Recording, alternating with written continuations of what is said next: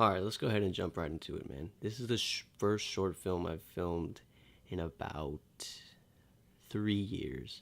And this scene right here took place in downtown Sacramento. No permits, no anything. I just showed up with this camera and this actor, and then we just filmed. This scene actually takes place at the cathedral, right next to that opening shot. And she wanted to get this one with a door handle. That way we set up to the hotel opening shot.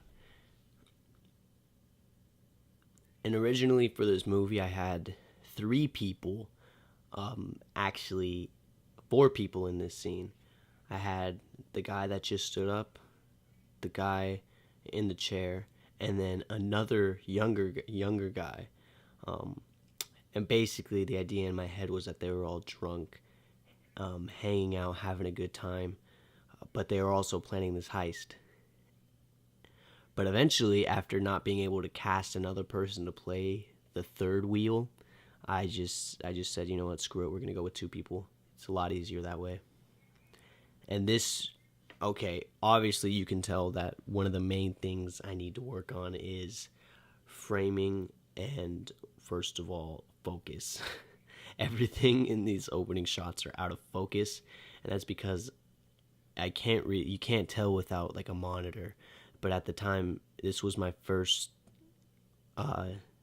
directorial debut as well, so I didn't know what the fuck was going on. When I look at the fucking monitor on the camera, when I look at the screen, it would look just fine. And then I got here and all the images were blurry. They were like too saturated. They were like too grainy, all that shit. So this was a nightmare to come home and see after what was $300 later. And yeah, it was just a big fucking fiasco.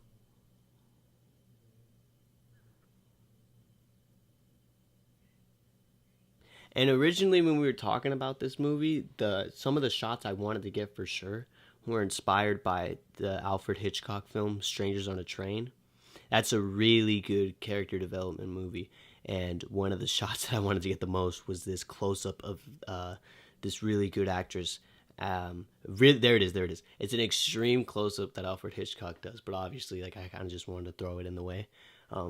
It didn't like add to the story in any way. I just wanted to get it.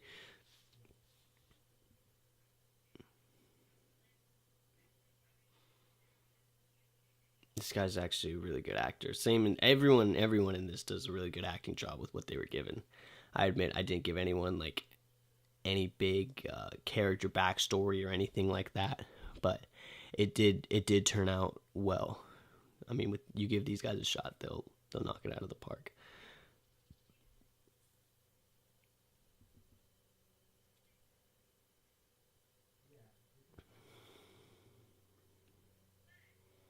The shots I was mainly trying to get into this movie were inspired by like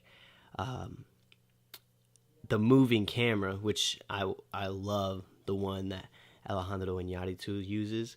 He moves that camera as if it's like wind, and I wanted to employ that. And all these jump cuts and all these like incongruent pairings of cuts, they're they're an offspring of me wanting to get a complete just plethora of shots like all over the place.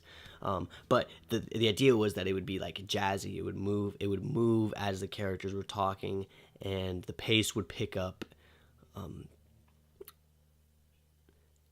this one was a funny scene because we botched that scene so many freaking times, and even there, it doesn't even it doesn't even show any good looks at the end.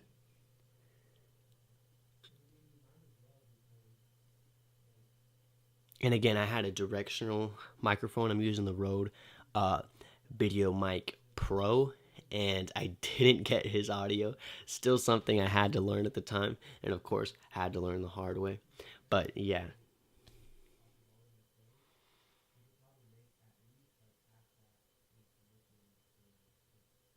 it was really funny after not knowing a stage direction to give um, Pedro on the couch. I eventually just told him, all right, there's no couch, there's nothing. Just lay on the bed and like pretend you were watching something, and she's just getting in the way of your plans.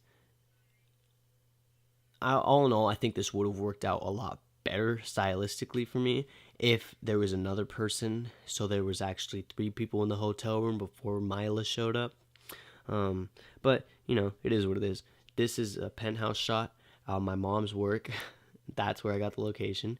This is the actual penthouse that we were filming out, and they were setting up. This was the day before Halloween. They were setting up for a party that was going to take place the next day. But for some reason, the lighting was just so fucking bad that I couldn't get like a good, not even a decently good shot. Like that one's all right, but this one, like, it's literally just a small LED light that I had to like make do with.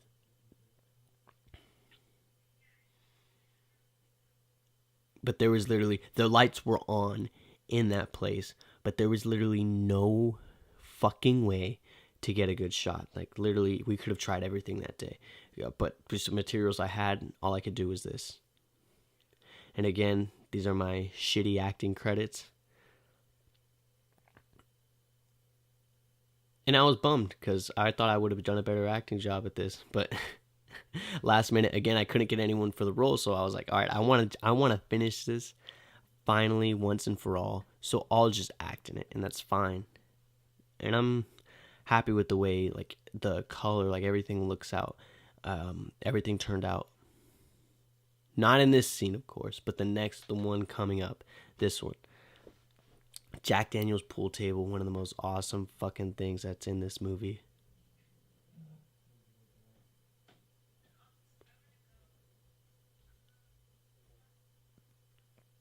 I'm wearing a beanie. That's why my head looks so like out of shape and all that shit. I'm wearing a beanie because I thought my character would wear a beanie because he's a wimpy shit.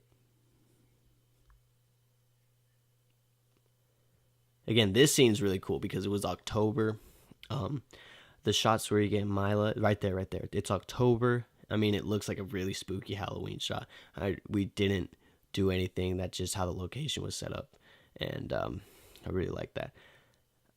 Originally, my whole idea for this was a girl assassin that had the like most like beautiful gun ever, and I actually did have this gun. It's a Colt. No. It's a Peacemaker from Big Five. All right, 242. This is at the Days Inn in Sacramento. I don't know why they didn't have the regular two, but that's how the clock showed up. Again, this one of the main fucking things I need to work on. That's focus. It all looks as if this shit just got like out of the microwave.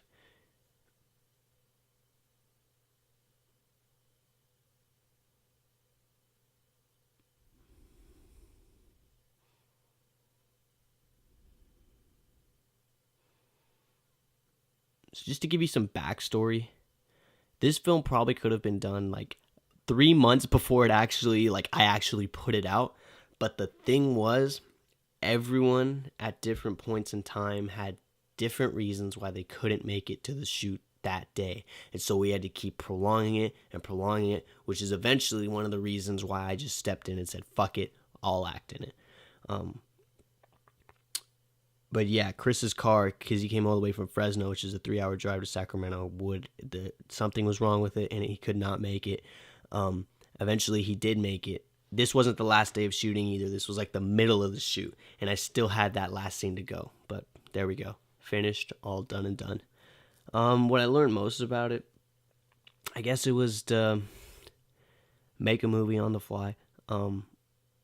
Showed how I guess skewed my vision was from how I wanted it in the first place, but eventually I did get that right.